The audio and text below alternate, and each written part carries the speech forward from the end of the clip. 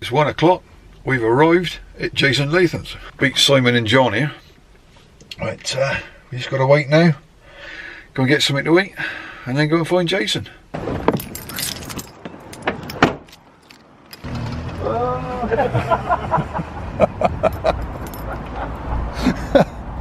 Got there then, boy. Hello, mate. All right. How's the paw? Oh, the paw? It's staying up.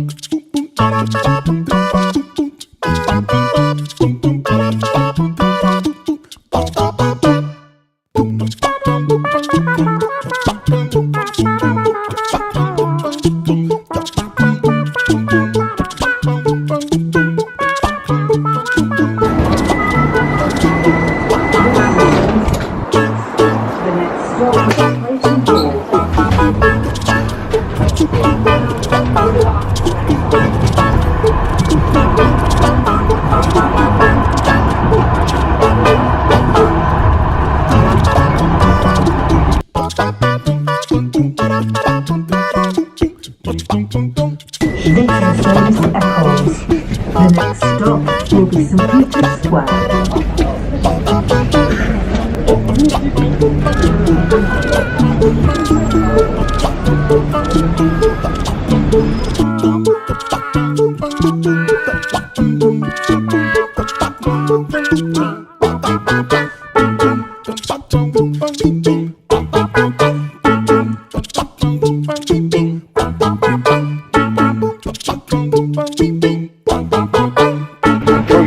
Manchester Smokehouse. Next door, the Reds.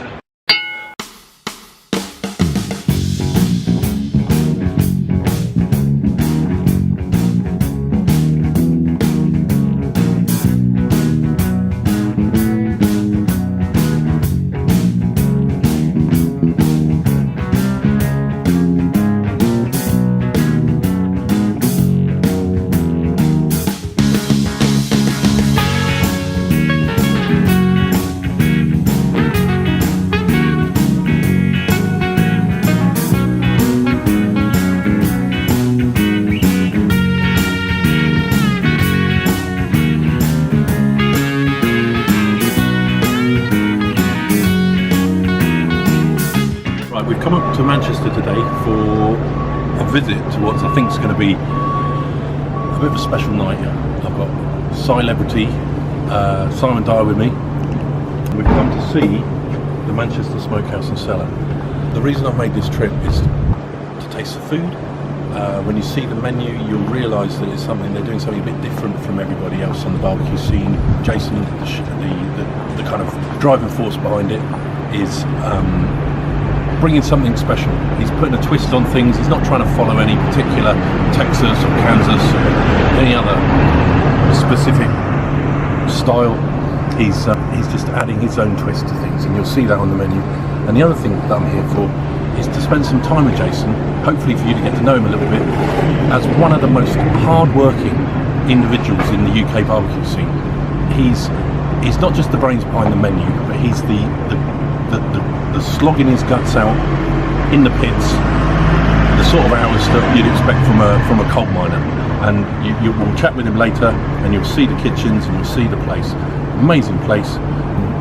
I just think it'll give you an introduction to what UK barbecue could be, rather than just what is served up in some of the other chains and places around the place. No expense was spared. The guys behind this joint know what they're doing. They've run clubs. Jason's run restaurants all over the country. Manchester's his home. He knows it like the back of his hand, and they have really done a good job on the place. So you've got some amazing features. You've got an amazing atmosphere. The lighting's great, and it's just the sort of place you want to be. So it's no surprise that it's become one of the go-to spots in Manchester.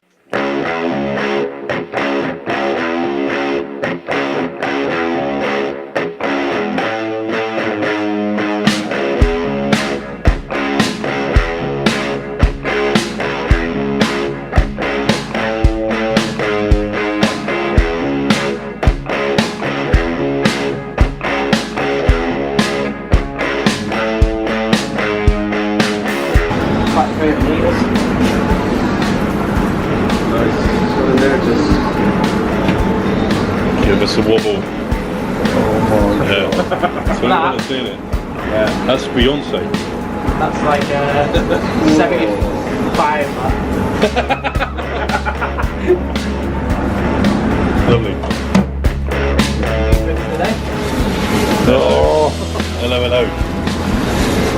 Excellent. All right. Oh no, I love it. Look at that. That's not the originals. Original's melted. They just melted, did they? Melt everything. So this is new. It's got. Yours looks worse than mine. Only just though. I've melted all that. Yeah, yeah. Have you? Yours? I've They've changed the steel as well now. We built this. We built everything. Who built that for you? Was that there? Yeah, it's built BBQ Mates, right? BBQ Mates. Cool. But these trays inside, we destroyed them. They came today. So we built them like that. Yeah. I get it. Yeah, that's the way, isn't it? Like a drain cover. Yeah. Yeah. No. 100 kilo. What I've got quite well with is the heavy gauge flooring.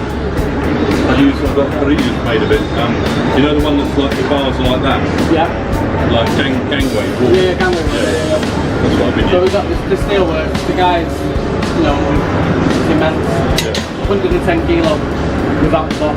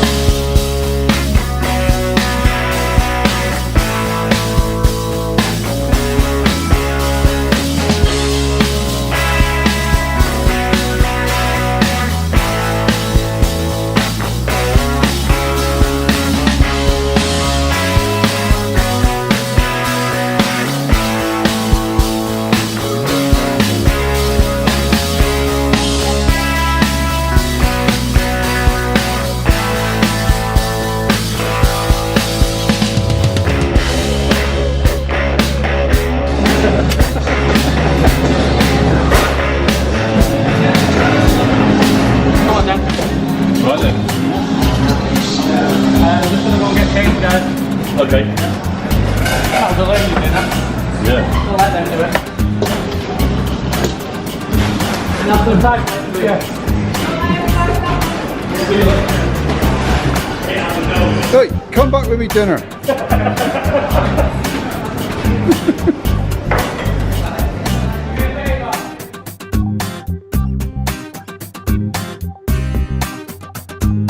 When's yours coming? So That's what John said. so we got a little bit of beef rib. Go on then. Just a little bit of beef rib here. I think there's another one there for if we're still hungry. Full brisket, mac and cheese balls, nice bit of vegetables, pit beans, and then up here, Texas toast, whole goat leg, 5 chili chicken, mac and cheese balls. So that's starters. Okay, I've come here on a rainy night in Manchester to meet Jason Latham, Manchester Smokehouse and Cellar. Amazing place, he's been doing great work, but what I'm interested in is 2 things. The menu isn't like you normally see at barbecue joints in the UK. It's got his twist on just about everything. So there's all the usual smoked meats, but they're done with an imagination that you don't normally see. So if you're used to other chains and things like that that are around town or all over the country, you'll be expecting to see a certain type of meat platter. Jason's is completely different. He's putting sauces, he's putting veg, he's putting fruit, he's doing all sorts of twists in it. Looking at what UK barbecue could be. So that's what we're here to find out. And the other thing is, I want to have a chat with him about what drives him. He's one of the hardest working people in UK barbecue. He's doing all the hours God sends.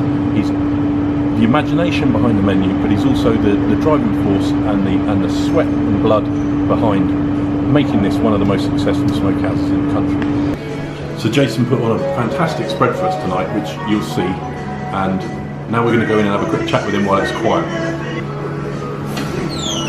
Okay, so Jason, great to see you. We've done a quick intro outside, we've explained why we're here, what we're looking for, and really what fired me up about coming here was that you're doing something that's a bit different from... I tried my best, yeah. Yeah, so we're going to look at the menu, about, you know, how this came about, what drove you into barbecue, because you're relatively recently into it. Very new to it, yeah.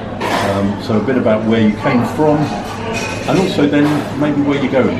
Yeah, not just in the restaurant, but you do street food, and you're now a big noise on the competition scene. It's getting, I won't say big noise, but yeah. Yeah. So you've done a pretty good sweep of prizes on the first couple of competitions. Yeah, well, the first year out, I think we did quite well. Yeah. In my opinion. Yeah. So, where did you start out? In competition, or as in barbecue full stop? Yeah, I mean, you worked as a chef. I've been a chef for 25 years, in and around Manchester, London, I've worked almost everywhere. From fine dine to burger bars to all different styles. Which then the first time about barbecue was with Dean Coven at Cider. Okay, right. Which is the co-owner. So, Franco. Yeah. He owns the Inca. Yeah. That was the first thing, and then obviously I met Andy Annett through that. Yeah. Okay. That's how we met Chris, who then later became one of my teammates on All Smoke No Knickers. So that was that little intro there. Right. And then obviously from there we signed up to Ed and Emma's class, Bunch of Swines, to go and do barbecue. And that had a big impact on... For me personally, that's what drove me to be in barbecue full stop. Yeah. I had a little go with it. I understood it. I realised what it is I liked about it. But then I went and done the first class actually was cancelled. Yeah. Then Ed and Emma basically asked us to come and do a little bit with them at London Grillstock. We went and done that. We actually got a call, and I just felt that was the right thing for me to be doing. Right. And I hadn't felt that in years, and I've run some of the best places there is. And where was the crossover between realising you'd caught the competition button and realising you're going to spend some time doing that? And well, from the actual barbecue class that we did with Ed and Emma, it was within 7 weeks I opened Manchester Smokehouse. Right. And it was never going to be anything like it is or become. It was going to be a lot smaller, a lot less covers, more of a drinking den with like barbecue smoked food, and it's not quite what I wanted. So I introduced other bits that I do want to do: the live fire, the smoke, cooking with wood, embers. I just really like the way food reacts under cooking like that. And I mean, when we look at your menu, we can see it's a big menu. It's a huge menu, yes, of course it is. And what drives that for you when you're putting a menu together, and that's your work, putting that menu together? It's 100%. What drives you? What you're looking for? There's no particular style? No, well, at first, on the first menu, it was all American style barbecue. That's what it was. But then I wanted to not just do what other smokehouses do. I didn't want to be in that same genre, so that's what it should take. No, the ribs are like this in every site, it's not like that. I wanted it to be as natural as possible. I bought the equipment I wanted to use. Obviously, BBQ Mates offset. Then I got a big KFC. Yeah, you know, it's a workhorse. I've flogged it. I've abused it. I don't know. I'm not sorry. I know the feeling. Sorry. The equipment we do, it gets a real hammering.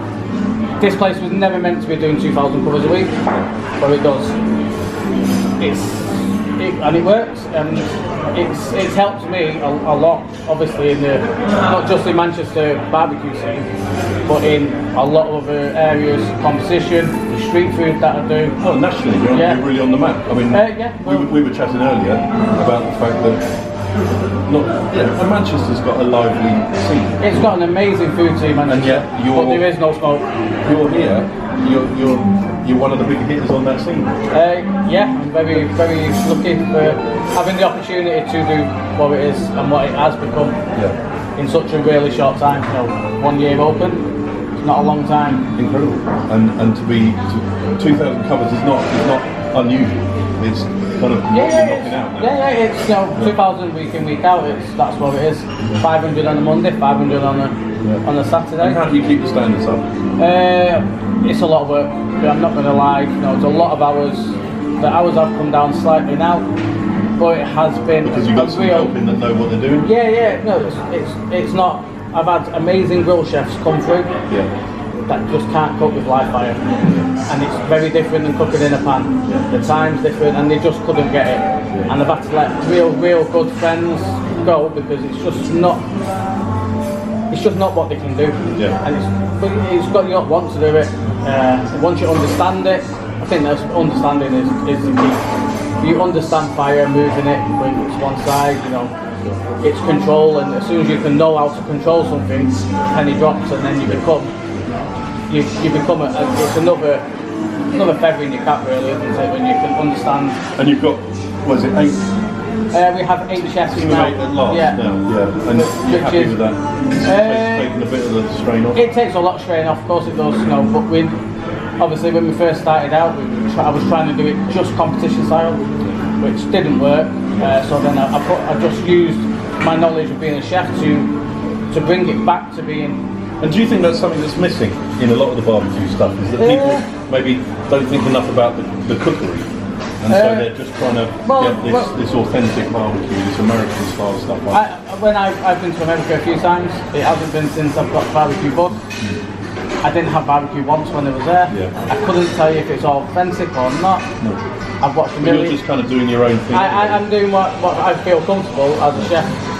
On my brisket, I like salt, pepper, a bit of garlic, a little bit of thyme, and plenty of smoke, and a huge amount of smoke. I know that's not everyone's cup of tea, but for me, my brisket, I think my brisket is I think it's on point.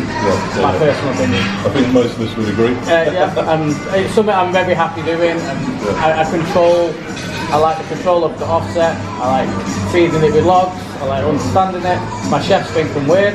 But that's your brisket cooker? Yeah, basically my beef cooker. That's basic, and that's what and the GFC, the ProQ GFC is running your chicken and we do obviously all the chicken and wings through that, and all the ribs, which is probably 4 boxes a day to 6. So it gets abused. But it's lasted over a year, and so that's. And I noticed you're also using a pizza oven. We have the wood-fired pizza oven installed when we first, but we've never used it. But it's doing more than just pizza. We use it for a lot of things now. On our special board is a pulled pork lasagna. That's just this week's special. We try and use it for stuff. We wood-fire the vegetables. It's not just for the pizza. We do a lot. We put bacon through there because it's quicker than any other way of doing it. There's just lots. We do the bread through there as well. Toasting bread, muffins. It just works really well. So, and it's ridiculously hot. So it does it really quick. Okay, so that's kind of where you're at. Where I know you've got plans for more competitions next year. This year is I'm going to break my virginity and go into Europe. It's a bit daunting, but I think it's the right thing for me to be doing, definitely. 100%. So you're going to leave your mark on the competition? I'm not going to go to mess about. I won't be drinking. I've learned that lesson. I take it serious, but it is all fun. If the date doesn't become fun, I will stop. But it is all fun. I've met some amazing people through it. And what about your cooking? Where do you see your cooking going? More event catering? Yeah, it's obviously. I think I've taken this to a good stage now, where I can step back and maybe open more of them with the owner of obviously Manchester Smokehouse. But it's not just what I want to do. I have my own event company with John Wilson, so we'll definitely be doing more of that next year.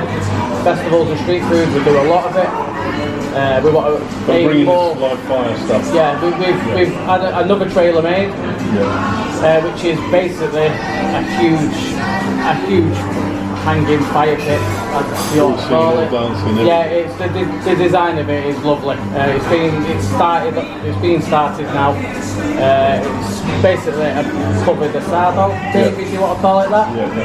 Torture chamber. It's a bit of everything, but it's. And who's making that for you? It's a friend of mine that makes industrial kitchens. So it'll be a good workspace as well as. Yeah, you know, it's going to be able to be. Everything's interchangeable, so it's not just going to be one thing. There's going to be obviously a big grill on there. Then there's going to be a box that fits into the occasion microwave. It's going to be different uses, but in all weather. And those functions and the events will all be plated. Big trays like you've seen today, you know, more of a medieval feast kind of feel to it.